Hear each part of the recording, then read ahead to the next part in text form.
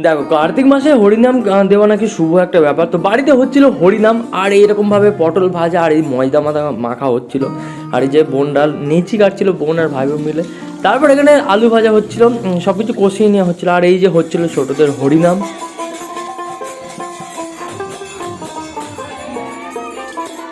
তারপর ওখান থেকে আমি চলে আসি, দেখলাম এরকম গরম গরম তেলে ভাই নরম নরম লুচি ছেড়ে দেওয়া হয়েছিল, আর লুচি ফুলকো ফুলকো লুচি, হা হা।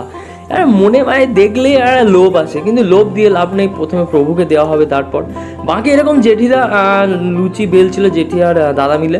তারপর এরকম হরিনাম হচ্ছিল, মানুষজন তো পুরো একদম ছোট ছেলেগুলো একদম লাফিয়ে লাফিয়ে হরিনাম টরিনাম করছিল।